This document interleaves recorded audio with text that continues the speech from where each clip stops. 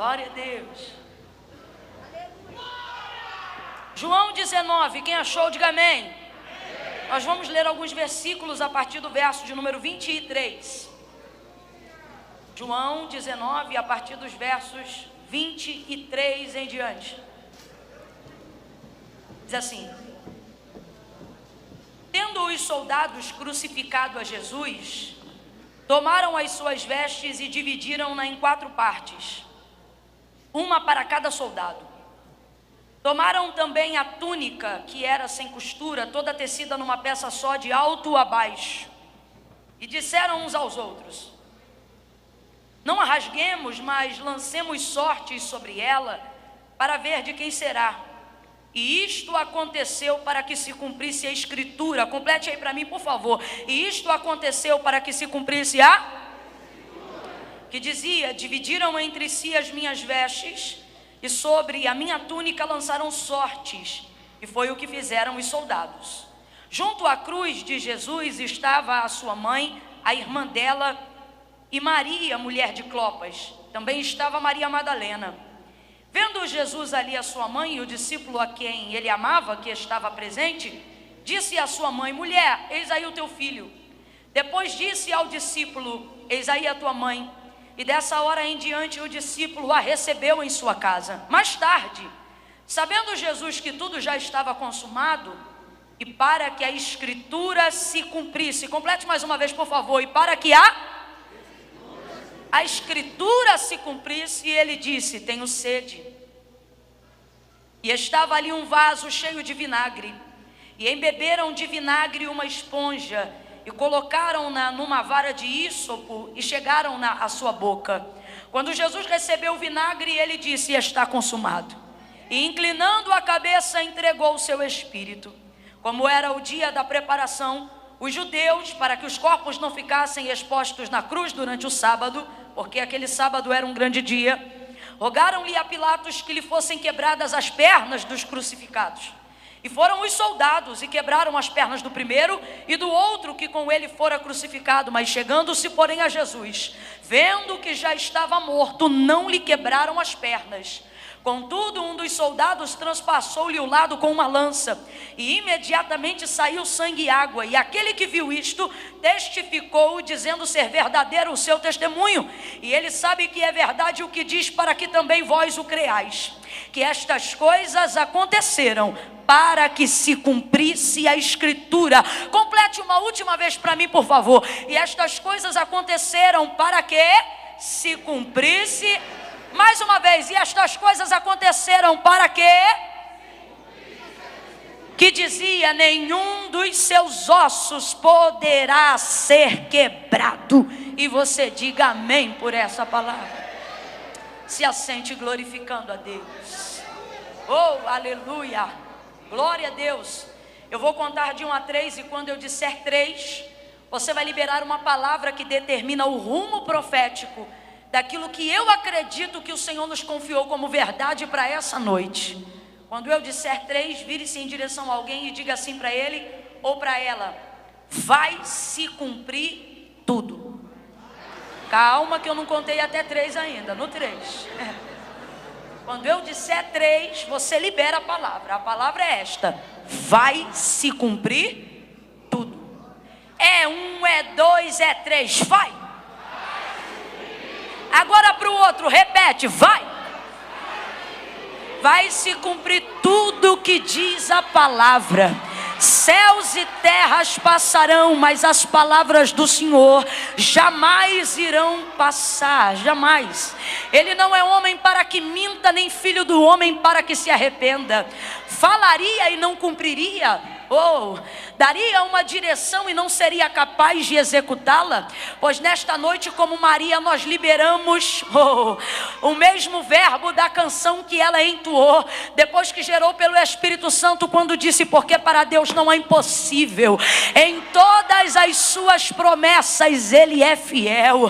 Por isso a palavra adverte acerca dela mesma: seja todavia o homem falho, mentiroso, mas a palavra de Deus verdadeira verdadeira. Por isso o maior salmo que temos é o de 119, porque Davi decidiu enaltecer a palavra de Deus. E ele diz: como purificará o jovem o seu caminho? Observando conforme a sua palavra. Lâmpada para os meus pés e luz para o meu caminho é a sua palavra. Lucas capítulo 5, o que disse Pedro? Ah, Senhor, havendo trabalhado toda a noite, nada apanhamos, mas sobre a tua palavra nós lançaremos a rede. E eles lançaram e pegaram uma multidão de peixes tão grande que o texto diz que o barco quase ia a pique, quase, mas não foi, porque quem lança pela palavra não naufraga, não perece, não se frustra, não tenta, consegue. Por isso, em dado momento da tempestade, depois da experiência que Pedro teve com Jesus, quando as ondas açoitam a embarcação, ele vê Jesus ao longe e Jesus diz: filhos, não temam, sou eu. E aí ele libera a palavra, ele diz: se és tu mesmo, manda-me. O que ele está dizendo? Libera a palavra, manda-me ter contigo sobre as águas. E Jesus libera a palavra quando ele diz: vem. E aí Pedro vem andando. Aí o texto diz que ele vem andando sobre as águas, mas ninguém anda sobre as águas, ele vem andando sobre a palavra, porque quando tem uma palavra, ela te sustenta, ela te garante, ela provê, ela te dá segurança. Levante a sua mão direita para o céu. Eu estou sentindo de Deus uma autoridade tão grande aqui, irmãos. Cumprimento de coisas poderosas acontecerão ainda antes que o ano de 2020 se encerre.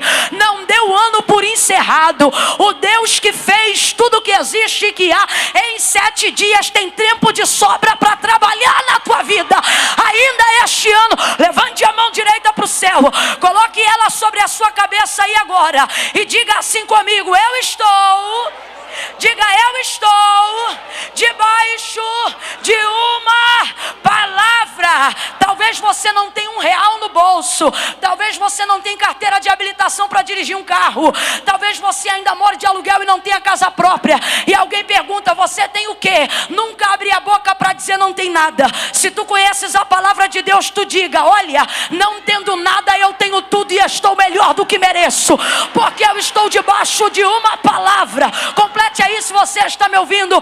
Eu estou debaixo de uma, você está debaixo de uma palavra, e a palavra de Deus é segura.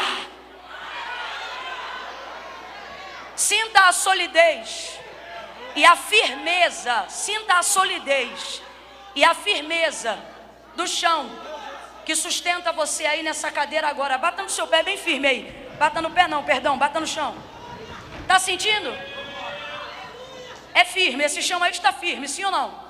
Dê uma olhada para o teto e veja se há uma cobertura sobre a nossa cabeça, sim ou não?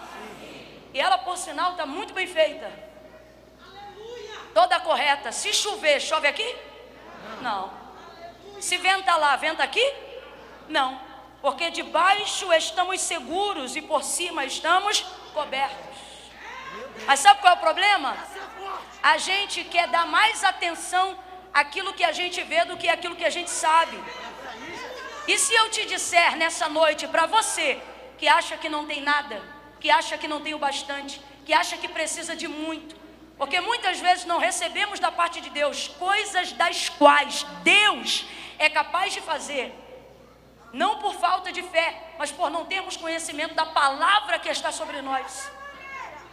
E aí começamos a desenvolver uma expectativa errônea de fé, dando mais força e segurança às coisas que vemos do que às coisas que sabemos. Por isso a Bíblia diz que a fé não vem pelo ver, a fé vem pelo... Quem anda por fé não anda por vista, né? Mas não consideramos a palavra tão concreta quanto esse chão.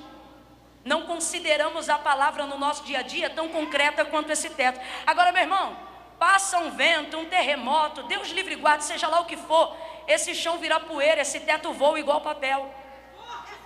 Porque parece sólido, parece firme, mas está suscetível às circunstâncias do tempo, está suscetível às circunstâncias adversas e aos reveses da vida.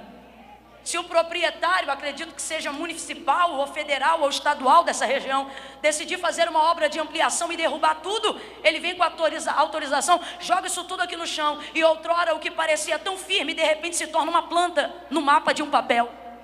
Por quê? Porque isto aqui é terreno.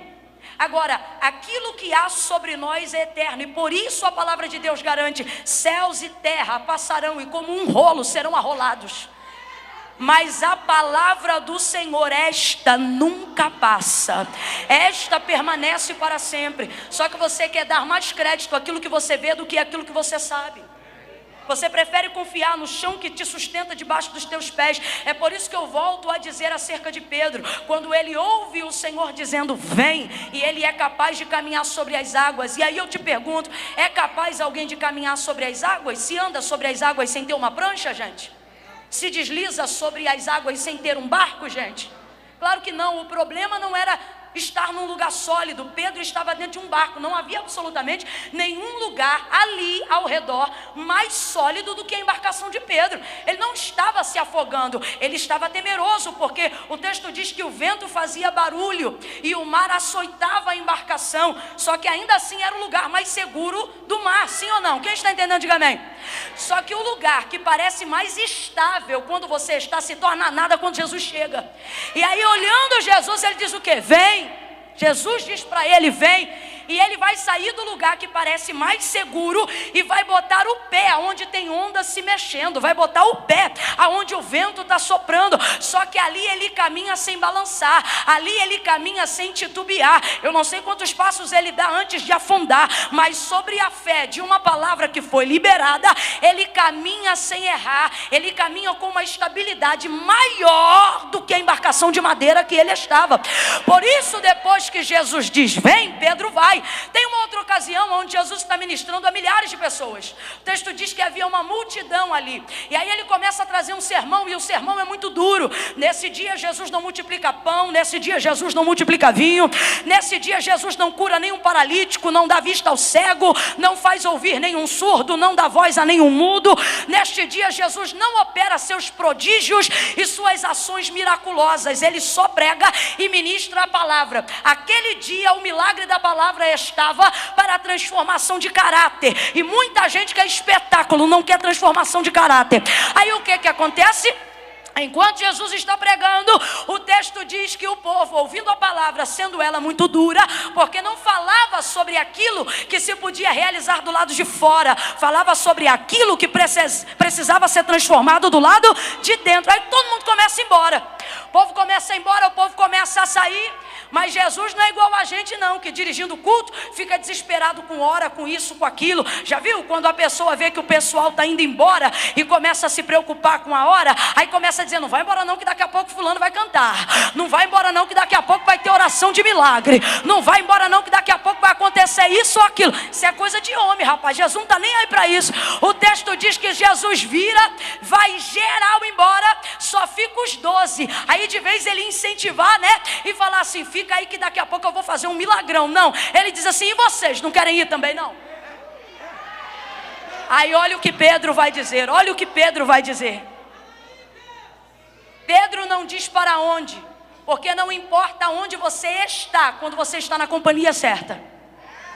Você pode estar no melhor lugar do mundo, se você estiver na companhia errada, caviar não tem gosto, salmão não tem sabor, não presta.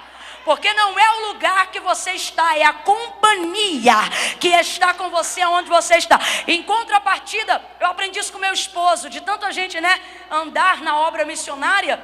Eu me lembro que ele disse assim para mim uma vez, Camila, não é o que a gente come, é como a gente é servido. Às vezes, rapaz, alguém bota um banquete para você, mas só porque ministrou uma oferta na tua vida, te trata igual um funcionário. Aí vai lá e te dá, faz assim, faz assado. Acho que você tem a obrigação de fazer as coisas. Agora já aconteceu de eu chegar em casas, diante de Deus, aonde não tinha carne, o arroz era suado, fresquinho, o feijão só tinha alho e ali um ovinho estalado. Mas era tanta honraria, tanta graça, tanta comunhão, tanta presença de Deus. E aí meu esposo incutiu essa filosofia na minha cabeça, eu nunca mais esqueci. Falei, rapaz, realmente não é aonde a gente está, é com quem nós estamos. Pedro já sabia que não importava ele ir para nenhum outro lugar. Aí o que acontece? Jesus diz, e vocês não querem ir embora também não? Aí Pedro responde o quê? Para quem iremos nós, se só tu tens palavra de vida eterna. Não, só vai celebrar agora quem conhece a força de uma palavra. Só vai reagir diante do que Pedro disse quem já chegou na igreja igual caco de barro e saiu igual vaso lotado da unção de Deus. Dias que a gente chega e a gente diz assim, quer saber? Eu vou pendurar a chuteira do ministério. Dia que a gente chega e diz assim, eu vou assinar a carta de divórcio. Dia que a gente chega e pensa assim, as promessas não vão se cumprir na vida daquele menino, porque Deus falou que ele ia ser doutor, mas ele só tira 2 em matemática, meio ponto em português. A gente chega desanimado, dilacerado. A realidade não combina com as promessas que Deus falou. Aí a gente vem para cá só para ter a resposta da decisão final. Daqui a pouco Deus usa o louvor, daqui a pouco Deus usa a palavra, daqui a pouco Deus usa um olhar, uma ministração, Deus usa até os meninos no louvor. Aí daqui a pouco a gente vai se enchendo. Aí volta para casa, escute essa, o casamento não mudou, não apareceu dinheiro na conta, os boletos ainda estão em cima da mesa, o bolso ainda está vazio, às vezes as dores ainda estão no corpo e a tristeza às vezes ainda te cerca. Só que a gente chega em casa com um olhar de esperança, a gente chega em casa com um sentimento de paz que excede todo entendimento, a gente chega de cabeça erguida, murcha a barriga, estufa o peito, porque de repente a gente começa a perceber que não é onde a gente está, mas é quem está com a gente. A gente entra fraco e sai forte, a gente entra desanimado e sai alegre.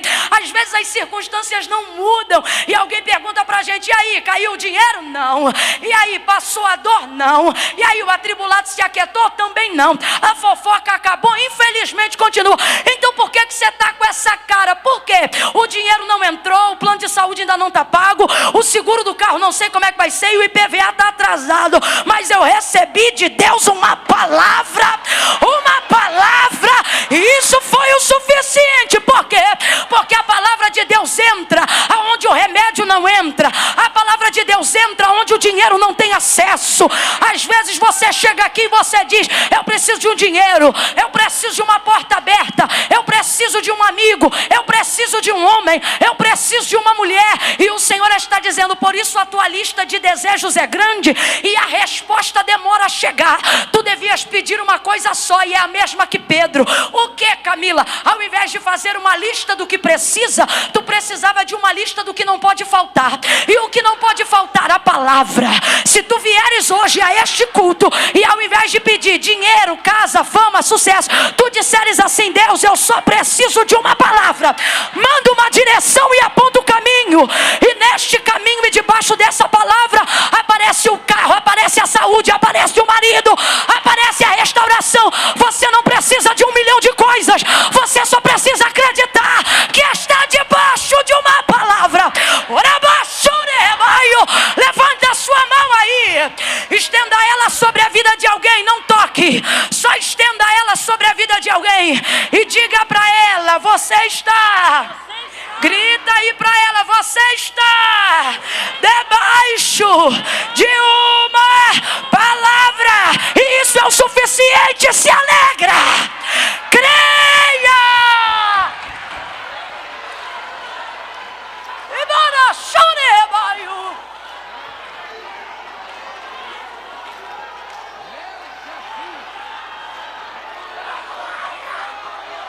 Mas a gente quer achar que é esse chão que sustenta a gente. A gente quer achar, pastor Rogério, que é esse teto que cobre a gente. Irmão, sapatos até patrocínio dá. Segurança, quem dá é Deus. Cama, alianças, conchavos, patrocínios, contratos, dão. Colchões, dinheiro paga. Sono, só Deus dá. Roupa, parceria paga. Revestimento, se não vier do céu, não vem de lugar nenhum.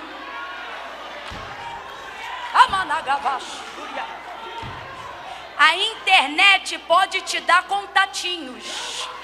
A network pode te abrir portinhas. Quer ter ministério consolidado? Se dobra diante daquele que tem a chave de Davi. Aquele que tem a chave de Davi. Ele abre e ninguém fecha. Ele fecha e ninguém abre. Dentre todas as igrejas, das 7 que receberam as cartas da Ásia, de João na ilha de Pátimos, a uma delas, Filadélfia, nos chama a atenção. Primeiro, porque foi a única que não recebeu uma advertência exortativa. E é interessante porque, na verdade, Filadélfia era uma igreja pequena. E o Senhor, Ele não desconsidera o fato dela ser pequena. Ele compreende que ela não era tão relevante em magnitude relacionada às outras igrejas. E aí ele já começa a inscrição da carta que seria dirigida a Filadélfia da seguinte forma: tendo pouca força.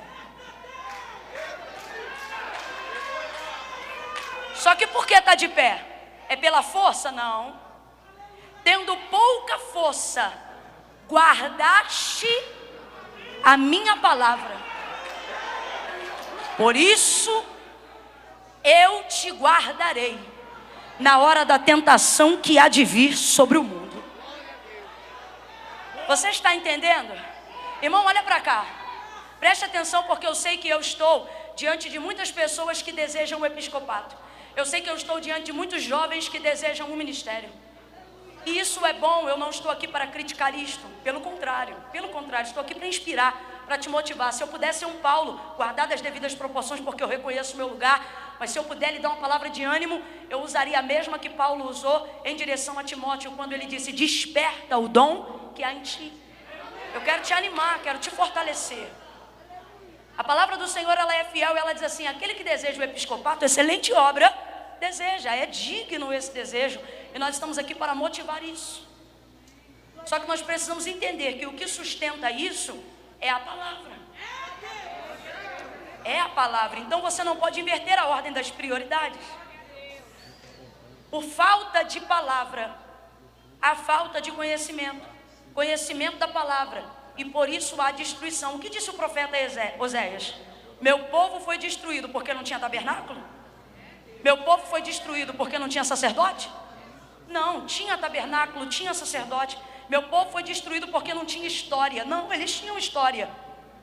Meu povo foi destruído porque lhes faltou conhecimento. E o conhecimento é específico. Ele está dizendo conhecimento da palavra de Deus. Tem gente que tem tudo, mas não tem palavra. Rapaz, você percebe o camarada forçando tudo. Forçando tudo. Ele tem tudo para dar certo, mas dá errado. Porque ele tem tudo, mas não tem. Aí é a mesma coisa de não ter. Aí vem o outro que não tem nada. Fala errado. Não é que eu estou incentivando o erro, mas fala errado. Às vezes não concluiu a 3ª série do ensino fundamental. Não sabe o que é rede social. Tá que nem eu, ainda nem tinha canal, né? O WhatsApp criou outro dia, o teu telefone é Anatel, aquele pequenininho. Mas de repente o pastor diz assim: fulano vai vir aqui cantar um hino. Aí vem ele, pé torto, gaguejando, esquisito. Mas está igual Davi, escondeu a palavra no coração. Para pregar, não. Para cantar, não. Para não pecar. Escondi a tua palavra no meu coração para não pecar contra ti. Ele pega o microfone e a gente olha e diz: não tem jeito. Não tem roupa.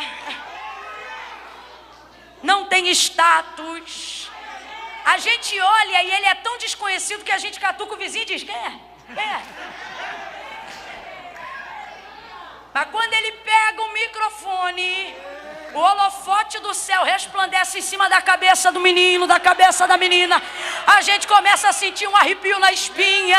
E até quem não quer dar lugar, dá lugar. Quem não é batizado, recebe o batismo. E a gente diz: o que é isso? E a gente diz: rapaz, não tem nada. Veio de quê? Veio a pé. Mas ele tem palavra. Tem palavra, escute isso. Quando você absorve o conhecimento da palavra que Deus tem sobre a sua vida, Isto é o suficiente para que você gere uma fé genuína. Complete para mim, para eu ter certeza que você está me ouvindo. Isso gera em você uma fé. Isso gera em você uma fé. E o que está acontecendo com a maioria de nós?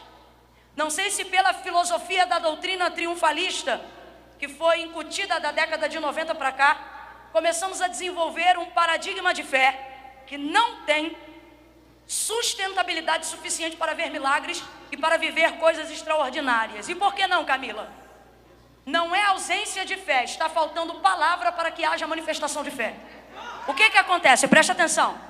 Sem medo de errar, a maioria de nós que estamos aqui, na verdade eu poderia dizer até que todos que estão aqui, têm um nível mínimo de fé para estarem aqui, porque senão não estariam. Você viu o testemunho do pastor acerca das caravanas? Gente que veio de longe, gente que está aqui desde cedo, gente que não dormiu, a varize está gritando, a coluna está gemendo. Gente que está cansado, suado, já suou, já refrescou e já colou. Mas veio sobre a expectativa de ter uma palavra para que a sua fé seja motivada. E assim, coisas extraordinárias possam acontecer. Ouça isso. Mas Camila, se eu tenho palavra e se eu tenho fé, por que as coisas não acontecem? Porque nós estamos colocando a fé acima da palavra. Pode ficar tranquilo, fui eu que apertei o botão sem querer, tá de boa. Nós estamos debaixo de uma palavra e temos fé para crer que Deus é fiel para cumprir a sua. Camila, se eu tenho palavra e eu tenho fé, por que as coisas não estão acontecendo? Porque você pode ter a fé certa, mas se você estiver alojando ela no lugar errado, até o que era para dar certo vai dar. Agora, se você tiver a fé genuína, sendo empregada, ou seja, a crença da fé genuína, sendo empregado no lugar certo e do jeito certo, até o que era para dar errado, vai dar certo. Ouça isso. Mas o que acontece? As pessoas no seu paradigma de fé e de vida com Deus agem da seguinte maneira: primeiro eu tenho que ter fé, e aí depois você vai descobrir a palavra. E é por isso que as coisas começam a dar errado, porque a Bíblia diz que a fé vem pelo ouvir, e o ouvir da palavra de Deus. Então a fé, ela não pode vir antes da palavra. Toda a fé que vem antes da palavra não é genuína, é sensacionalista. Toda a fé que vem antes da palavra é motivacional, não é real. Camila, eu ainda não entendi, vai entender. Nós estamos vivendo um tipo e um movimento de fé na eclésia que não se sustenta, ele só dura o horário que o culto dura. Você se anima enquanto eu prego. Quando eu termino de pregar, como eu não fico lá 24 horas pregando na tua casa, aí tu te arrefece. Tu acredita no milagre enquanto o louvor está sendo entoado. Depois que para de cantar, a tua fé arrefece. É por isso que a tua vida parece aquele gráfico de eletrocardiograma. Ora está lá em cima, ora está lá embaixo. No domingo você vai no culto, você crê. Na segunda-feira você aguenta. Na terça, se recebe uma palavra ao contrário, já desanima. Aí na quarta volta para o culto, choramingando, entristecido, chateado. Recebe uma palavra, aí tu te fortalece. Na sexta-feira tu te sustenta. No sábado, viveu alguma coisa difícil, já oscila de novo. Por quê? Porque esta fé não está respaldada na palavra. Esta fé está respaldada numa motivação sensorial. É a alegria de um culto, é a harmonia de um louvor, é a intrepidez do pregador, é a palavra motivacional de alguém, é a inspiração de um congresso. Nada contra a fé motivacional. O problema é que ela não se sustenta, e isso faz com que a sua vida fique oscilando. Ou seja, você depende de congresso a vida toda, depende de pregador a vida toda, depende de palavra de profeta a vida toda. Você se torna refém de profecia a vida toda, se torna refém de revelação a vida toda. Por quê? Porque você só funciona se for motivado, só funciona se for ativado. E na verdade, Deus não te fez para ser refém, Ele te fez para ser livre. Por isso Ele disse: conhecereis a verdade e a verdade vos libertará. E que verdade é essa? É a verdade da palavra de Deus. Então preste atenção, volte para cá. Na dinâmica do milagre, da realização, do cumprimento da palavra, a fé não vem antes da palavra. Primeiro vem a palavra.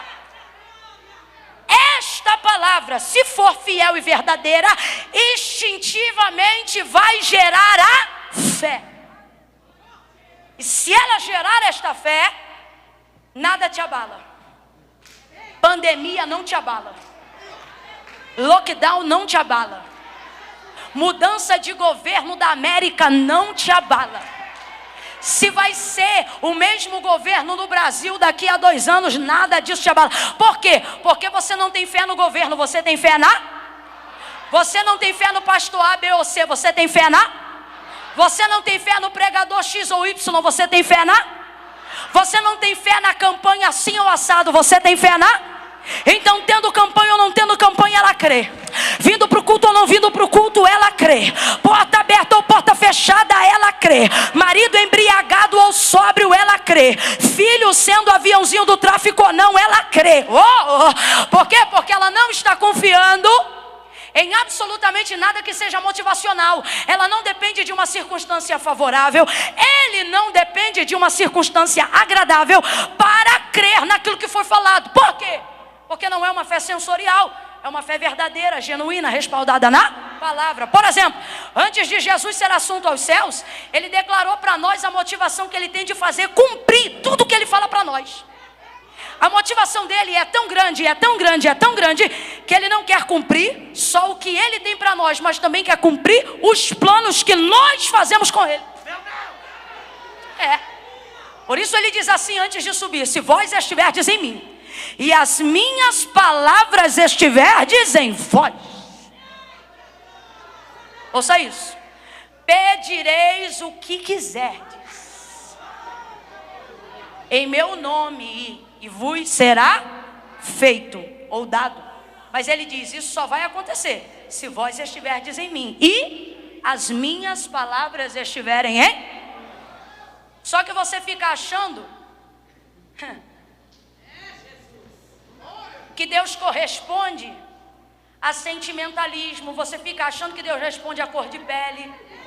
Você fica achando que Deus responde a conta bancária. Não. Deus corresponde à sua palavra. Se houver conhecimento de palavra, haverá fé para que haja cumprimento de palavra. Escute isso. Deus não depende da minha fé para ter poder de fazer nada. Ouça isso com muita atenção. Presta atenção, redobra a atenção. Olha para cá. Presta atenção que eu não quero ficar de herege. Se você não prestar atenção, antes o anátema seja tu. Ouça isso. Deus não depende da minha fé para fazer absolutamente. Mas de um tempo para cá a gente diz assim: isso e aquilo não aconteceu porque eu não tive fé. É porque eu não tive fé. Como se Deus usasse a nossa fé como mola propulsora para que Ele tivesse poder para fazer milagre. Por isso eu vos afirmo: Deus não depende da nossa fé para fazer nada. E isto está provado. Deus só reage diante da sua palavra. Gênesis capítulo de número 1. Camila, onde vai entrar João 19? Se você tiver um pouquinho de paciência, você vai ver já já.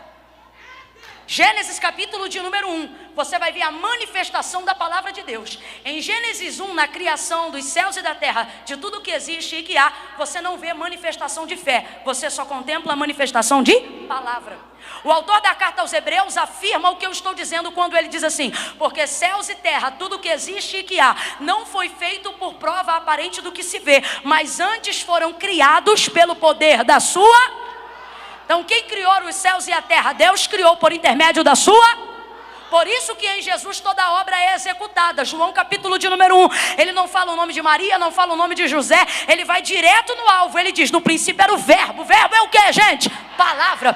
No princípio era o verbo estava com Deus. O verbo era Deus. Nele estava a vida. A vida não está na fé, a vida está em Jesus. A vida não está nisso ou naquilo, a vida está em Jesus. Aonde está a vida? A vida está na palavra. Por isso João vai dizer: no princípio era o verbo estava com Deus, o verbo era Deus, nele estava a vida e a vida era a luz dos homens. Volta para Gênesis 1. Quem ainda me ouve, diga amém. Quem ainda aguenta mais 20 minutos, diga glória. Lá em Gênesis 1, o texto diz que no princípio a terra era sem forma e vazia. Significa que não havia nada. Complete aí, igreja. Não havia? Não havia? Mas Deus estava lá. Não estava? Deus estava lá, mas não havia outra coisa. No princípio a terra era sem forma e vazia, e o Espírito de Deus se movia sobre a face das águas, ou em algumas versões sobre a face do abismo, porque estava tudo em trevas, não se via nada. Não é o espírito de Satanás. O texto diz que o espírito que ali se movia, ainda que fosse sobre o abismo, sobre as trevas, era o Espírito de Deus. Então preste atenção. No princípio a terra era sem forma e vazia. Isso significa que não havia, mas Deus estava lá. Aí ele continua e diz assim: e o Espírito de Deus se movia sobre a face das águas. Ou seja, não bastasse Deus estar, seu Espírito ainda assim, mas não faz nada. Deus está, o Espírito está, mas não acontece, não se cria, não se produz. Porque pode ter Deus e o Espírito, eles só reagem diante da... Eu não ouvi, diante da... Aí ouça isso. Dá continuidade no texto e diz assim: e disse Deus. Primeiro verbo, é a primeira palavra liberada. E disse Deus: haja luz. E o que aconteceu, igreja? E houve luz. E disse Deus: haja luz. E houve luz. Quando Deus diz haja luz e a luz aparece, quem foi que disse? Está ligada essa palavra? Hã?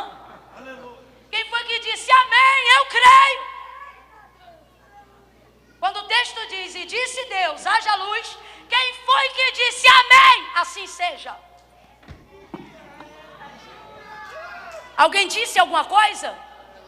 Alguém precisou ligar na terra o que Deus mandou do céu? Então não responda o que você acha ou o que já ouviu de alguém. Só responda de acordo com o que você conhece da palavra. A manifestação de fé em Gênesis 1. A manifestação de fé em Gênesis 1. Vou perguntar de novo que ainda tem gente em dúvida. A manifestação de fé para Deus fazer e criar tudo que criou em Gênesis 1? Não, o que há é manifestação de... Então Deus não precisou da fé de ninguém para fazer sol. Deus não precisou da fé de ninguém para fazer lua. Deus não precisou do apoio de ninguém para criar terra.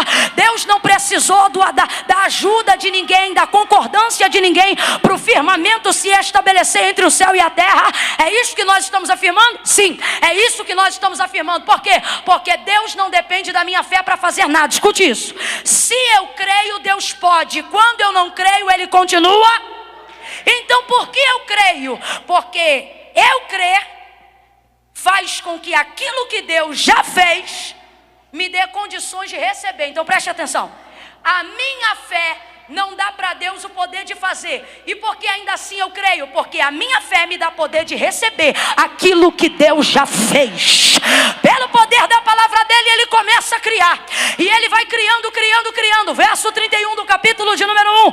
Aí ele diz assim: eu tenho vos dado tudo. Eu criei tudo, eu fiz tudo. E ele diz: e eu tenho vos dado tudo. Olha para alguém aí e diga: já está tudo feito.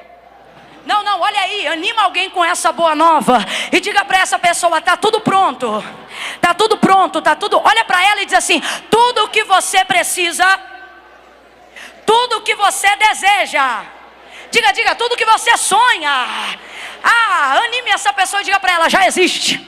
Deus já criou, Deus já fez, já tem nome, já tem endereço. Eu vou falar rasgado e você vai entender.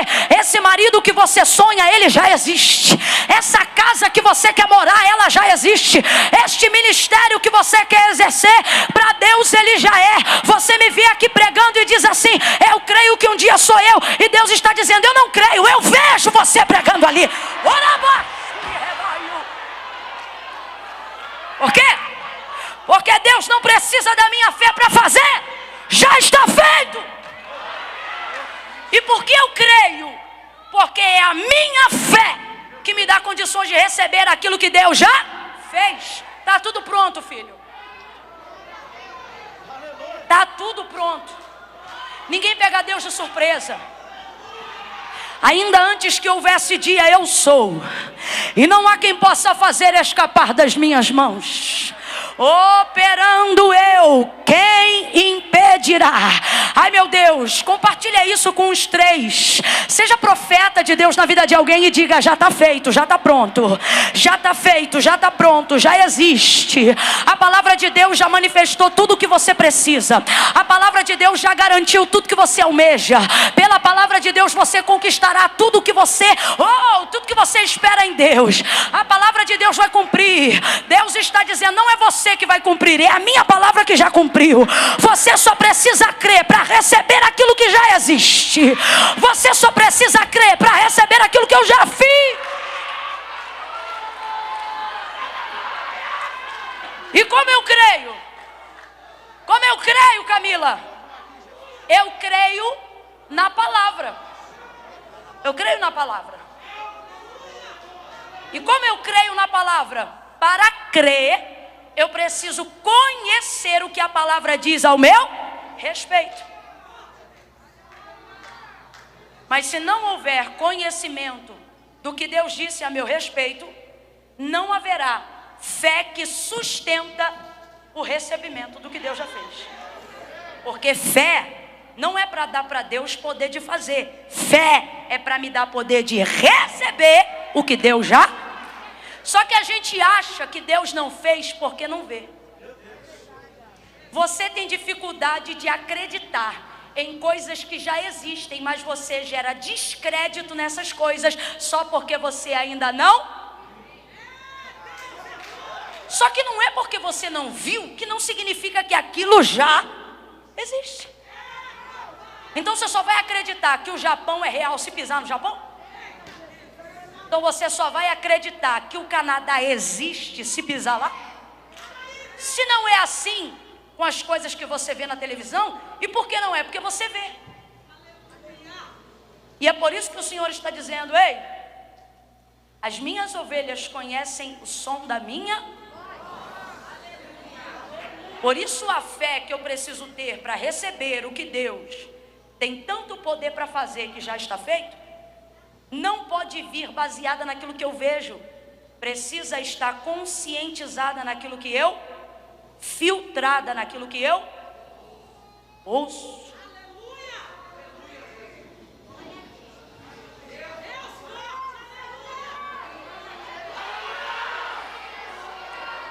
Eu vou contar de 1 a 3 e quando eu disser 3, você vai virar-se em direção a alguém e vai dizer para esta pessoa: primeiro palavra.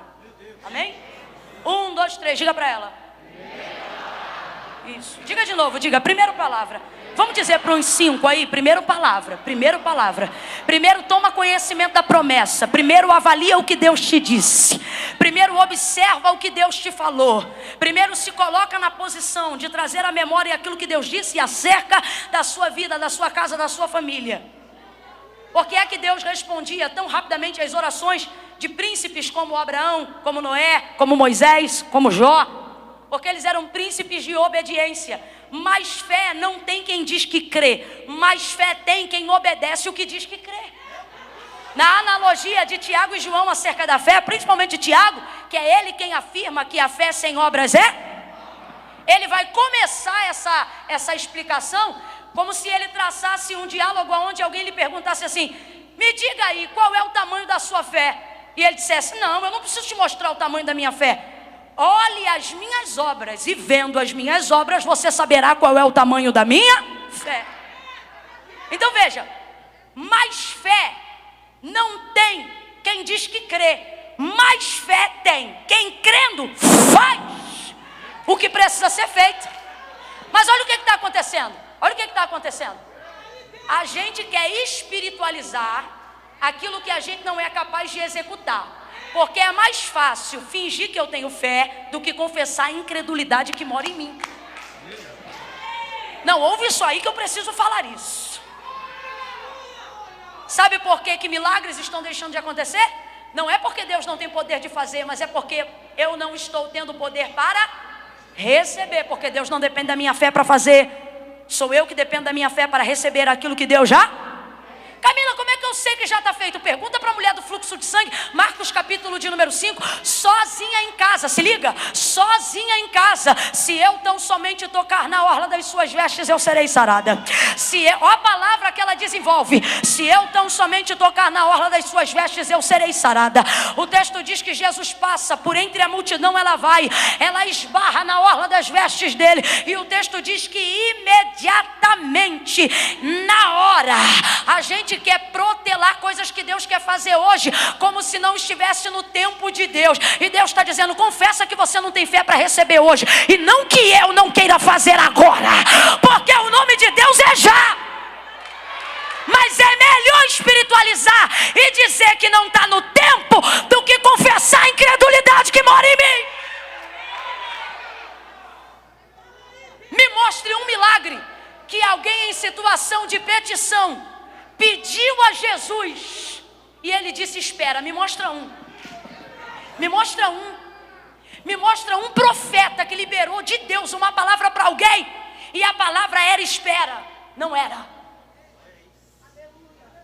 Olha o que o leproso fez diante de Jesus. Se tu quiseres, tu podes me limpar. Sabe o que significa se tu quiseres? Quando tu quiseres.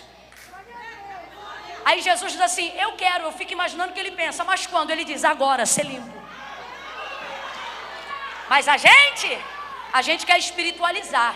Volta para Marcos 5. A mulher está andando e ela está pensando, se tão somente tocar na orla das suas vestes, serei curada. Aí o texto diz que Jesus passa, ela estende a mão e recebe. Quando ela recebe, na hora ficou curada.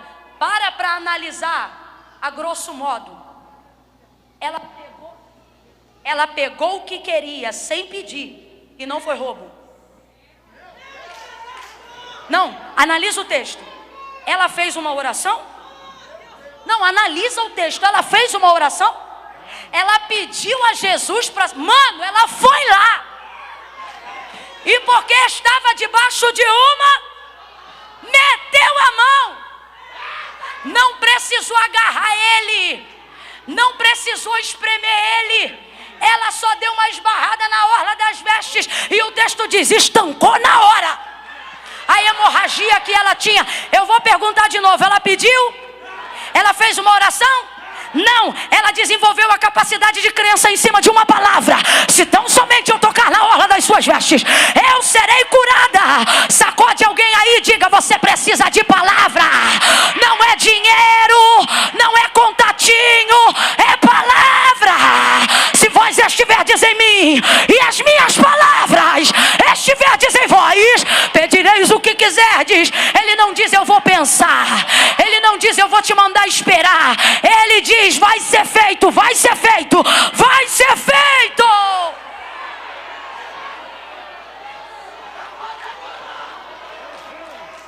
O centurião sabia disso. O centurião sabia disso. Você conhece a história dele? Ele chegou diante de Jesus e ele disse, meu filho está em casa, muito mal. Eu estou achando que é para a morte. Jesus disse, vamos lá, que eu vou impor as mãos sobre o seu filho. Ele disse, olha, eu sou um homem sujeito à autoridade e também tenho autoridade. Ele está dizendo, eu sei distinguir quando alguém tem uma palavra de autoridade. Eu não sou digno de que tu entres em minha casa, basta com que tu liberes uma. Aí olha isso, Jesus diz, eita, que eu não tinha visto ainda tanta fé. Ele disse em algum momento, eu tenho fé? Ele disse, manda a.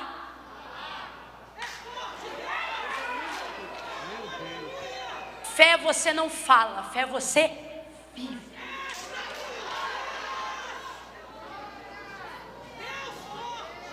Ele chega em casa, Jesus libera a palavra.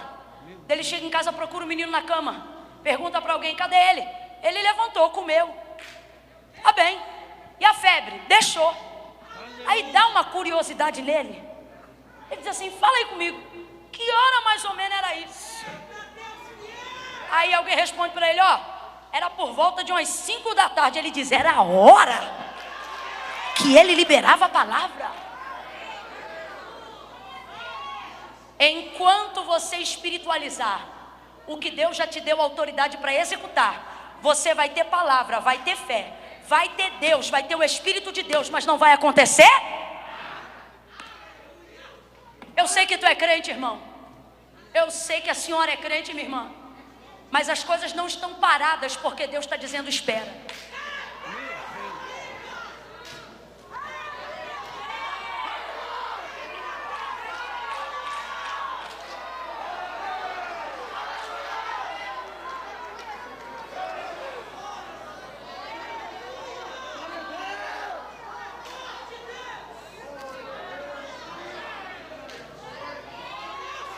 Segunda Reis 4, e eu encerro em João 19. A viúva, cujo marido deixou uma dívida e agora o credor está na porta para levar seus 2 únicos filhos como pagamento da dívida que ele fez, procura Eliseu, porque o marido dela era da escola de profetas. Lembra que Eliseu estava erguendo uma escola de profetas? Lembra do machado? Lembra da tenda? Lembra do tronco? Parece que o marido dela estava envolvido na construção. Aí ela diz: tu sabes que meu marido, teu servo, era um homem temente ao Senhor. Ela mora muito perto, ela está na região.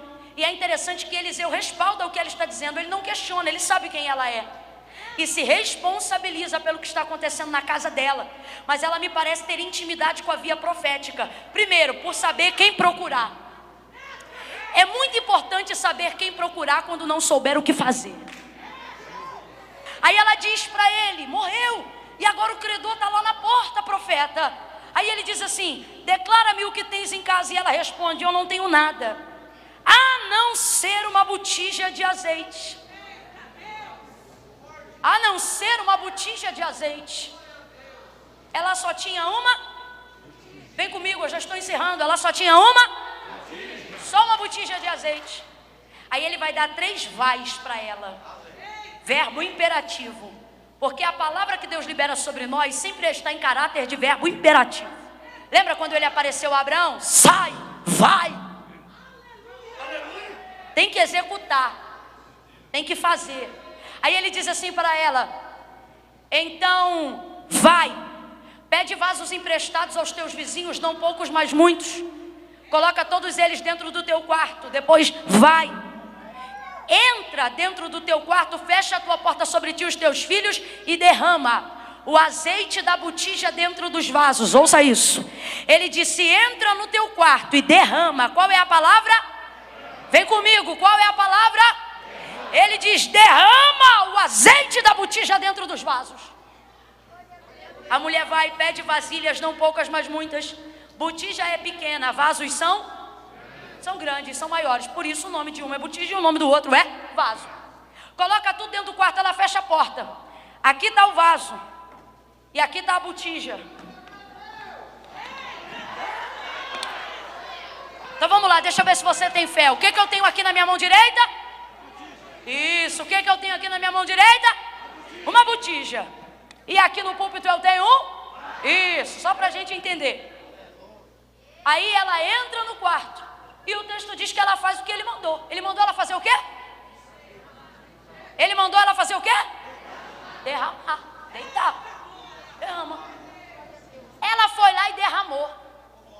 E o texto diz: e enquanto não foram cheios todos os vasos, o azeite não parou de descer. Vamos lá. Enquanto não foram cheios todos os vasos, o azeite não parou de. Então veja bem, o milagre da multiplicação do azeite, 2 Reis capítulo 4, Deus não multiplica o azeite dentro da botija, também não multiplica o azeite dentro do vaso. Por que Deus não multiplica o azeite dentro da botija? Porque mesmo que Deus lotasse a botija de azeite, matematicamente falando, ela não tinha condições de encher todos os vasos, porque a botija é porque Deus escolheu as coisas que não são. Escute isso. Então, na dinâmica do milagre, o azeite não é multiplicado dentro da botija. Ah, Camila, então já sei. O azeite é multiplicado dentro dos vasos. Também não, porque Deus não vai mandar você usar o que tem para trabalhar no que é emprestado. Deus vai usar o que você tem para abençoar o que é emprestado. Porque quando Deus quer honrar alguém, Ele faz isso. O varejo abastece o atacado. Então preste atenção. O azeite não multiplicou na botija e também não multiplicou dentro do vaso. Por isso a palavra de ordem é: quando entrar no quarto, derrama. Vamos lá. A palavra de ordem é essa: quando entrar no quarto, quando entrar no quarto. Mas se é hoje, a gente está debaixo de uma palavra, o profeta diz: entre e derrama. Sabe o que a gente faz? Vamos ser honestos.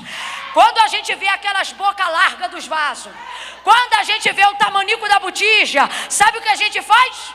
Olha por vaso, olha para a botija e diz assim: Senhor, meu Deus e meu Pai, está aqui essa botija, eu quero colocar excelso e magnânimo. Você está querendo espiritualizar o que não tem fé para fazer.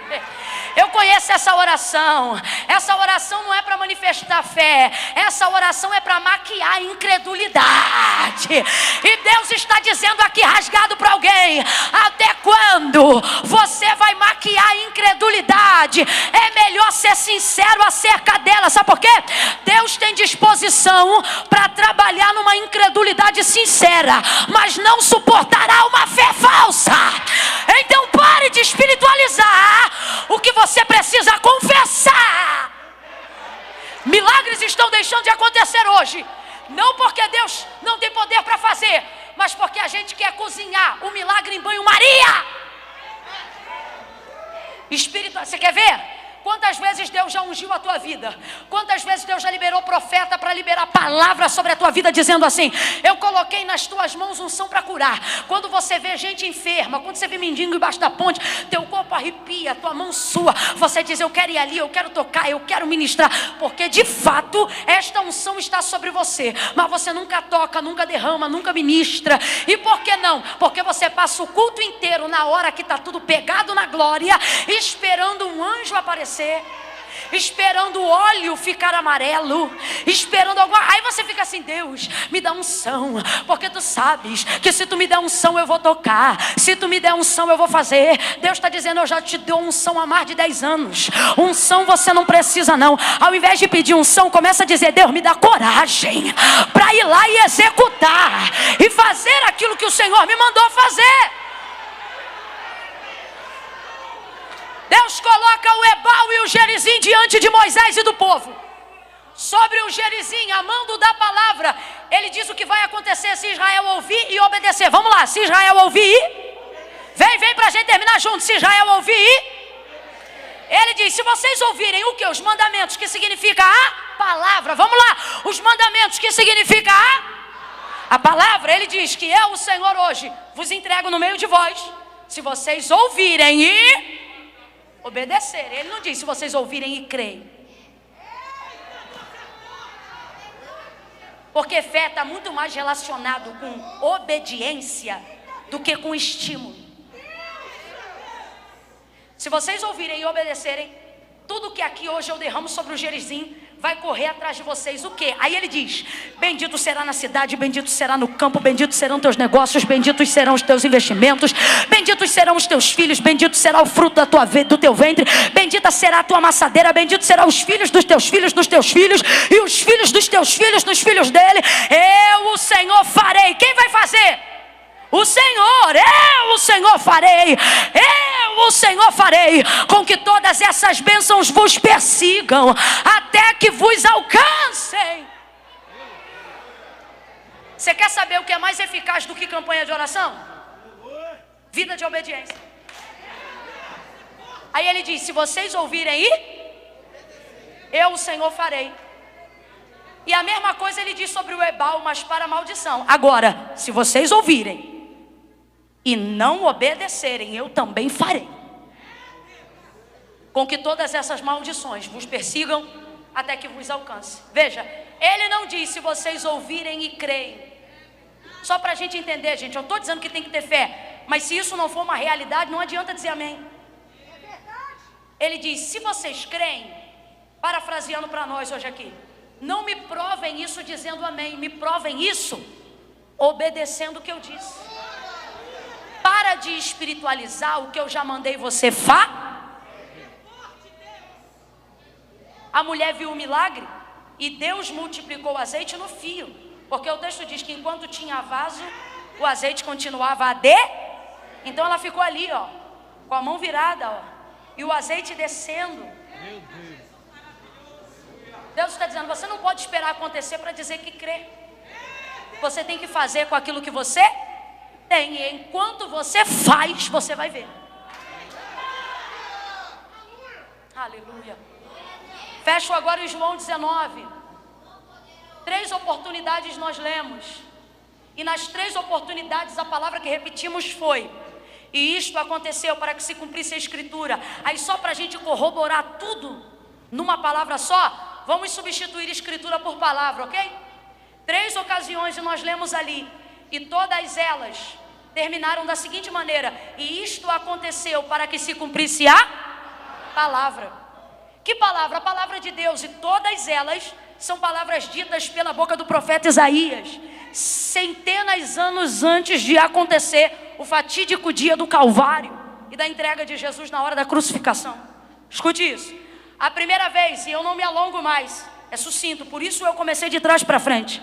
A primeira, o texto diz que os soldados pegaram a túnica, tiraram as vestes, rasgaram, lançaram sortes, repartiram em 4. Sabe o que é isso? Vergonha, vitupério, desnudaram o corpo do Filho de Deus.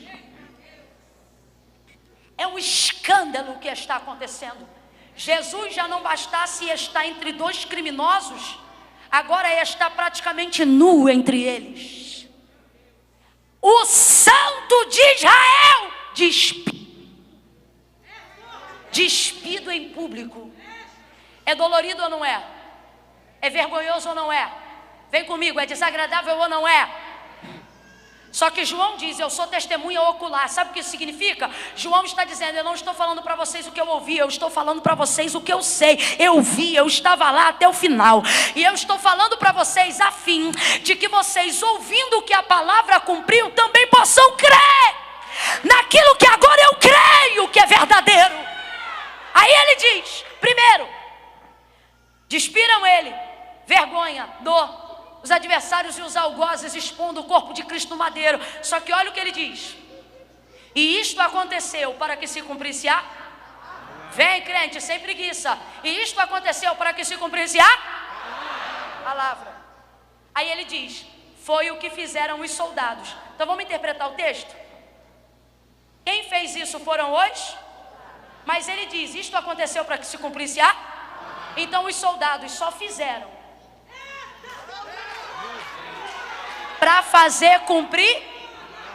Camila, ainda não entendi. Recebe o que é de Deus para a tua vida.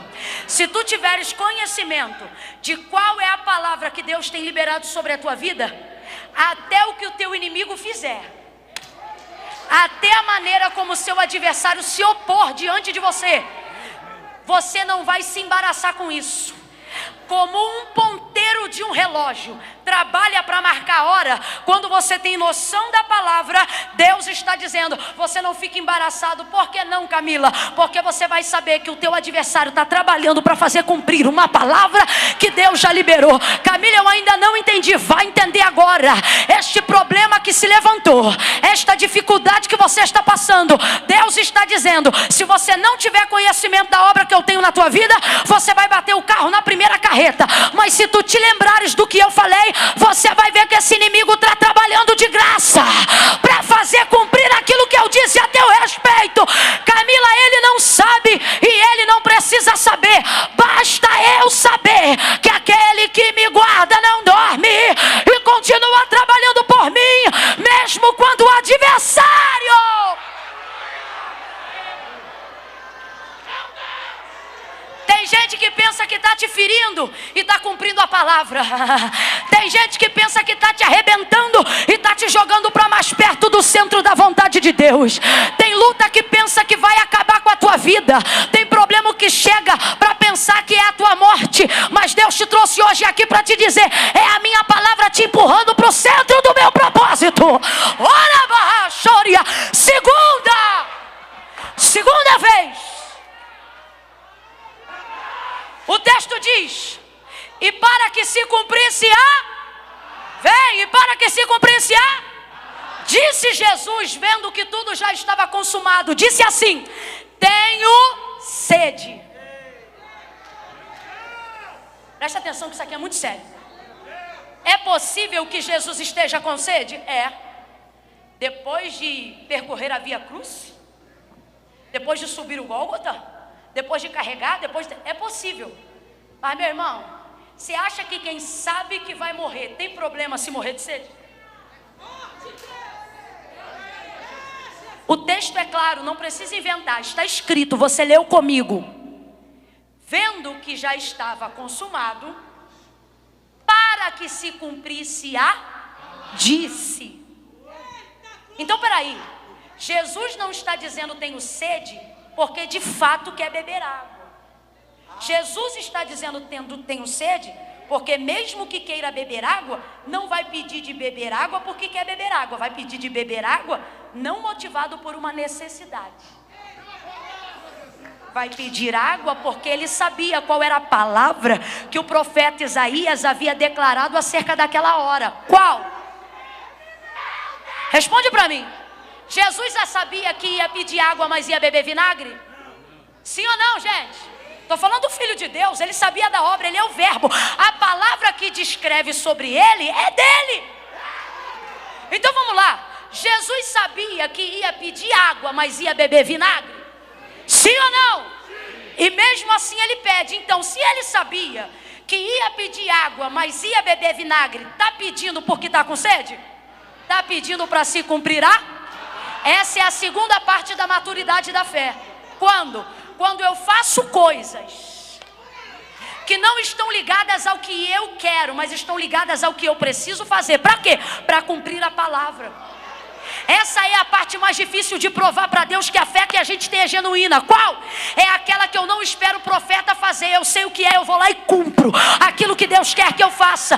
Camila, eu ainda não entendi. Então você vai entender que eu vou falar rasgado. Quem aqui já pediu perdão para alguém sem ter feito nada contra essa pessoa? Mas foi lá e disse, vou pedir perdão. Eu sou o agressor? Não. Eu sou o ofensor? Não. Foi eu que dei o calote? Não. Mas como criou um ambiente instável, eu vou lá pedir perdão. Por quê? Porque o crente sou eu, quem está debaixo de uma palavra sou eu, quem precisa se consertar sou eu. Por quê?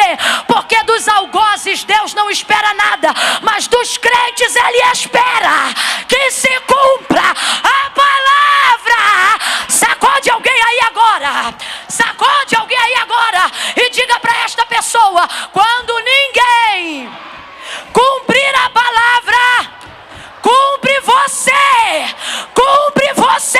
Não espere os outros fazerem aquilo que Deus já te deu autoridade para fazer. Vai lá e faça. Terceira.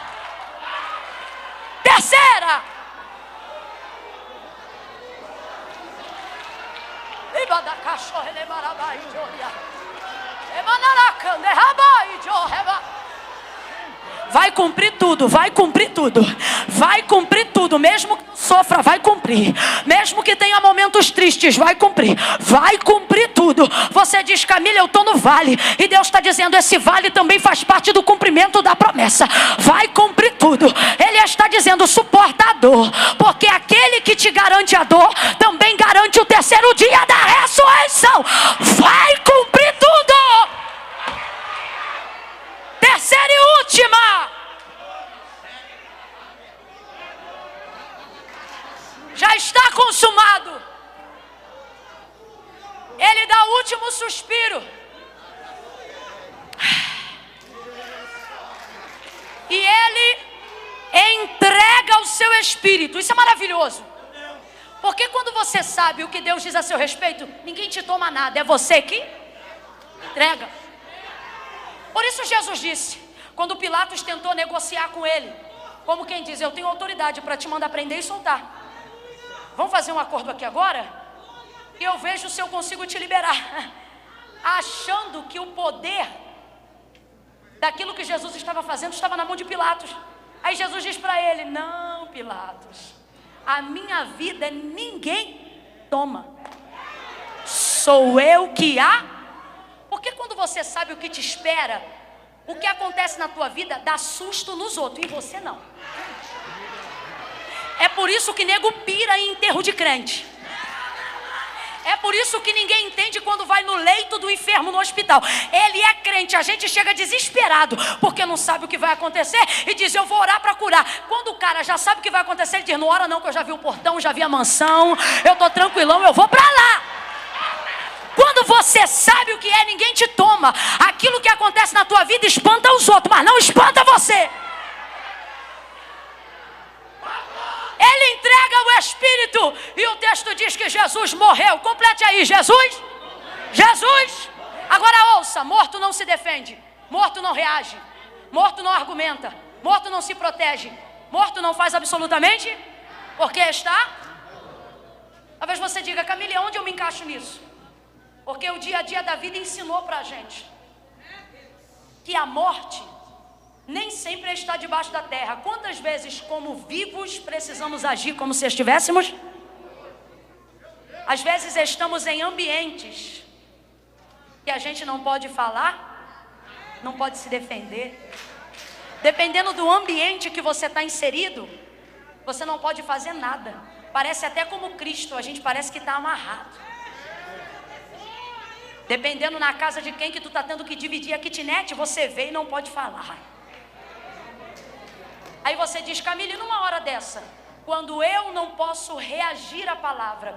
Camila, e numa hora dessa, quando eu não posso manifestar a palavra? Aí vai acontecer o que aconteceu com Jesus. João está dizendo, eu vi, e estou contando para vocês, porque quero que vocês creiam nisso também. Chegando-se, porém, a Jesus, vendo que já estava morto, cada um tinha um pedaço de madeira na mão, e arrebentaram as pernas do primeiro, que com ele havia sido crucificado.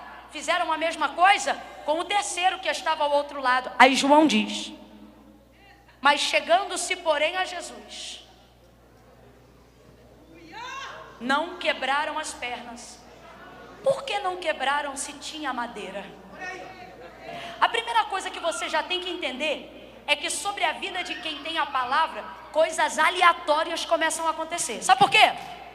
Tem assim, ó, 1, 2, 3. Quebram o de cá e o do meio é o último. Já começa a esquisitice daí. Tem coisas estranhas acontecendo e você diz, não estou entendendo nada, não tá? É a palavra ali, ó. Você pode não estar podendo reagir, mas ela é viva. Ela é viva. Oh, eu vou falar de novo. Ela é viva. Ela é eficaz. Ela é independente. Ela é mais penetrante do que qualquer espada de 2 gumes. Ela é martelo que esmiuça a penha. Ela é escudo que defende. Ela é espada que apaga os dardos inflamados do maligno. A palavra de Deus tem vida. Camila, eu ainda não entendi. Então recebe, porque você vai entender agora. Deus está dizendo, se você viver a vida na palavra, se você viver para cumprir a palavra vai reagir por você quando você não puder reagir mais ela. Jesus não podia se defender, mas a palavra reagiu. Jesus não podia falar nada, mas a palavra já reagiu. João estava ali, mas ele não podia dizer, por favor, não quebra. Ele precisou ficar quieto. Deus está dizendo, eu estou paralisando gente que te ama, para te provar que quem peleja por você é a minha palavra, que quem faz o que precisa ser feito é a minha palavra. João disse, não puderam, porque sobre ele havia uma palavra que dizia, nenhum dos seus ossos poderá ser quebrado.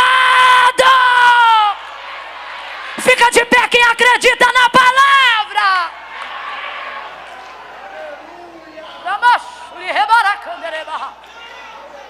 Obrigado.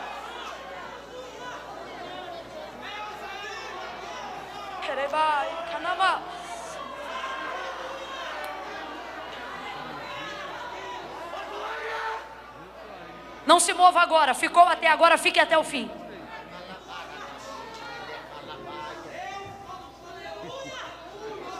Bote a mão no coração agora e diga assim comigo: a fé não sente. Bote a mão na cabeça assim e diga: a fé sabe. Diga de novo no coração, diga: a fé não sente. Diga: a fé sabe. Última vez, eu prometo, bote a mão no coração. Diga: a fé não sente. A fé sabe. Olhe para mim. Enquanto você deixar seus sentimentos governarem as suas decisões, você só vai fazer o que você sente. E vai desgringolar tudo. Por quê? Porque fé não pode ser respaldada no que eu sinto. Porque hoje eu estou bem, aí se eu estou bem eu creio, aí amanhã eu estou mal.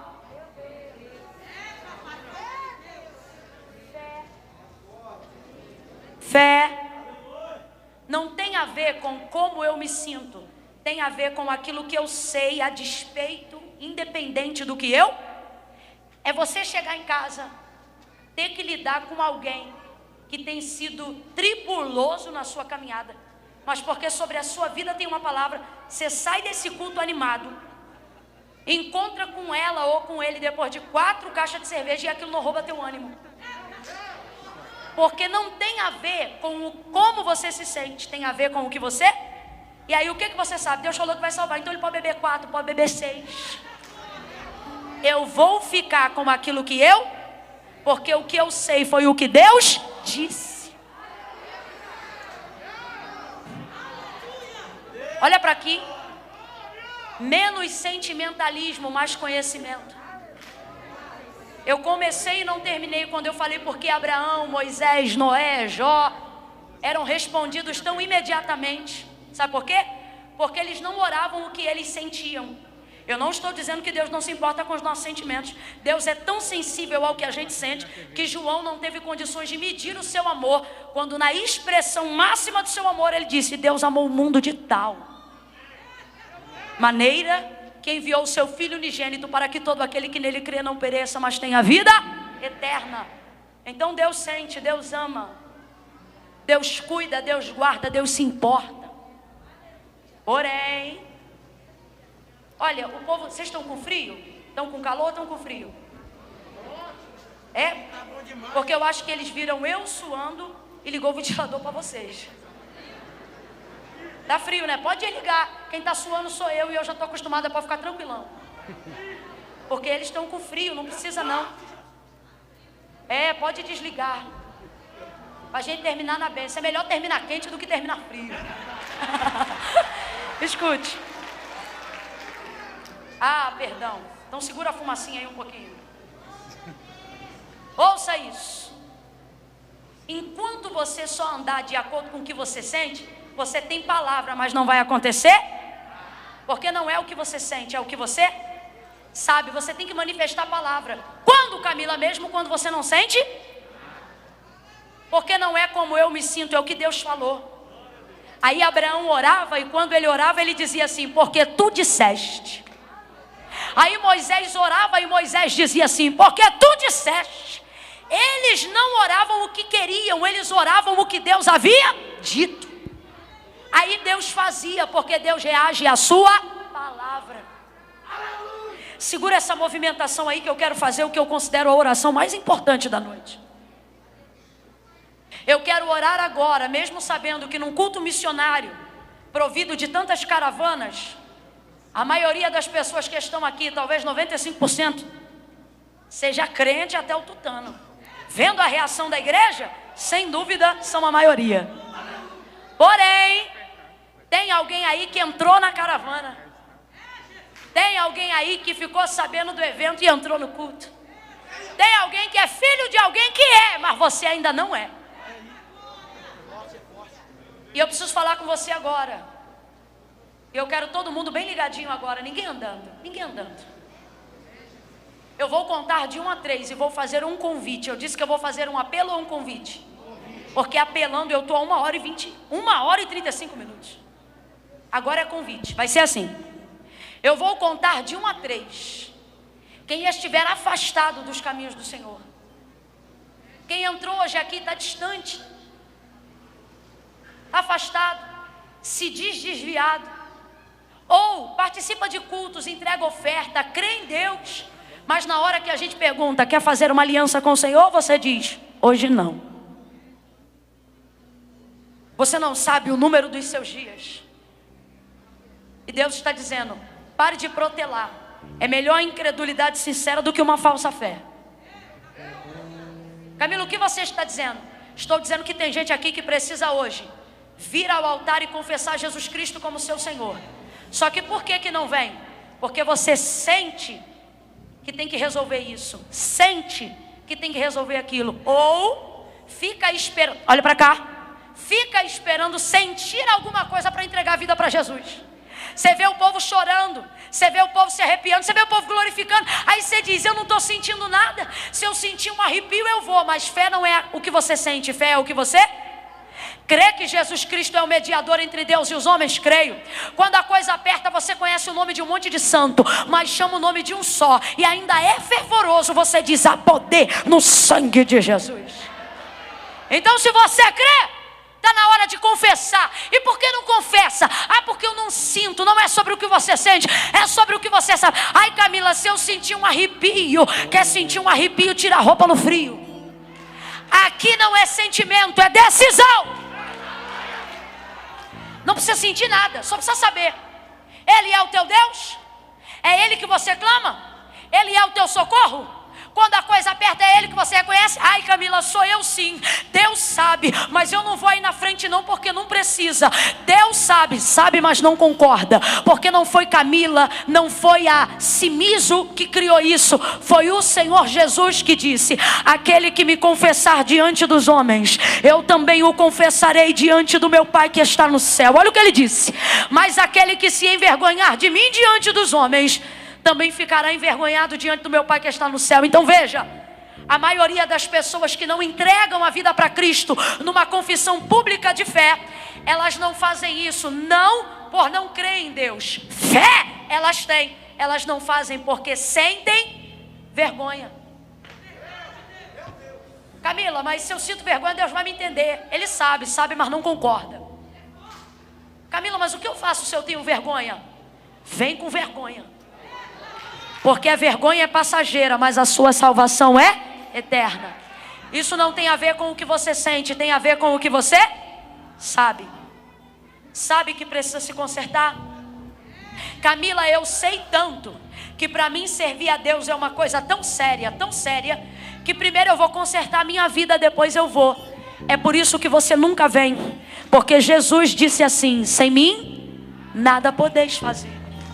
Camila, é que eu tenho uma situação tico-tico no fubá. Depois que eu resolver, eu vou. Você quer resolver essa situação? Então vem você, o tico-tico e o fubá. Vem todo mundo, porque Jesus disse, vinde a mim, todos vós que estáis cansados, enrolados, oprimidos. Ele não disse, e eu vos julgarei. Ele disse, e eu vos aliviarei. Então presta atenção. Eu vou contar de 1 a 3. No 3... Camila, sou eu. Se é você, eu vou pedir os rapazes ali do louvor para fazerem o fundo daquela canção que diz assim, e a igreja vai ajudar. Diz assim, ainda que para te servir. Eu conto 1. Se você não se enquadra no convite, tenha temor, não saia do seu lugar agora. Eu conto 2. Quem crê que Jesus tem salvação hoje para alguém aqui, levanta a mão e começa a interceder agora. 2,5. Se assim como ela, você sabe, Camila, sou eu. Deus falou comigo, eu estou afastado e preciso voltar hoje. Camila, sou eu, é você? 3. Tira o pé do chão agora e vem para o altar de Deus, que eu quero orar por você que está afastado. Continue orando, igreja. Continue orando. Eu estou te esperando. Levante a sua voz e diga.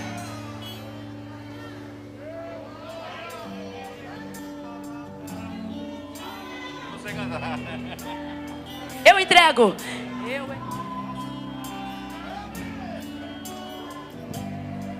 Quando dobro, vai. Isso. Em meio a Ele. Oh, aleluia. Levante a mão, não pare de orar.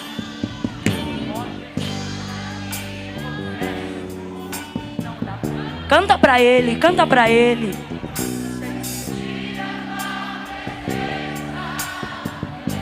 Aleluia! Se você depende de Deus, não resista. É hoje, é aqui, é agora.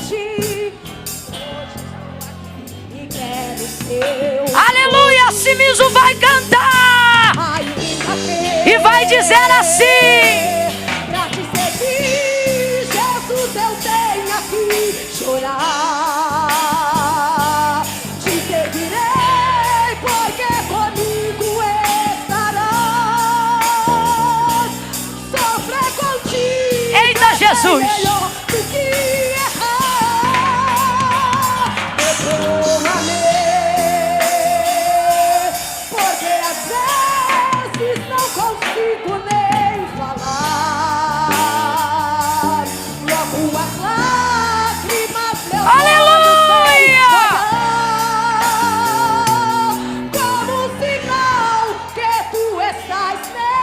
Estenda a sua mão em direção ao altar de Deus agora. Oh, aleluia. Só os instrumentos. Estenda a mão em direção ao altar de Deus agora. Obrigada, minha irmã. Senhor, nosso Deus e nosso Pai, em nome de Jesus Cristo, teu Filho, nós apresentamos cada uma dessas vidas diante do teu altar.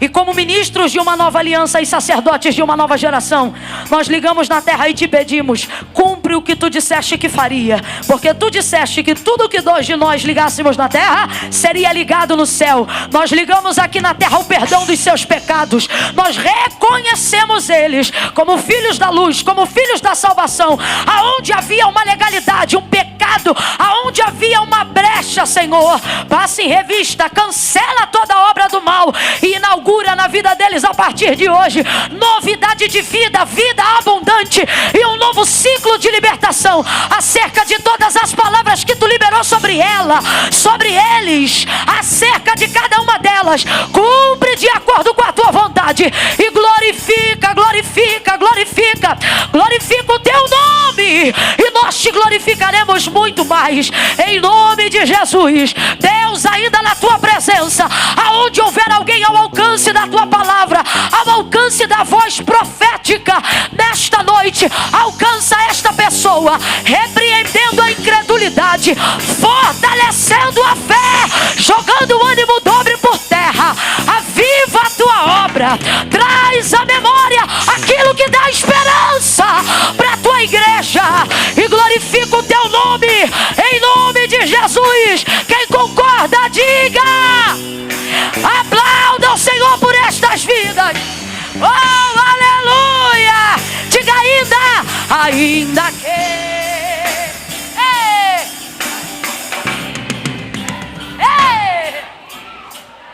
eita, violão bom. Deus abençoe em nome de Jesus.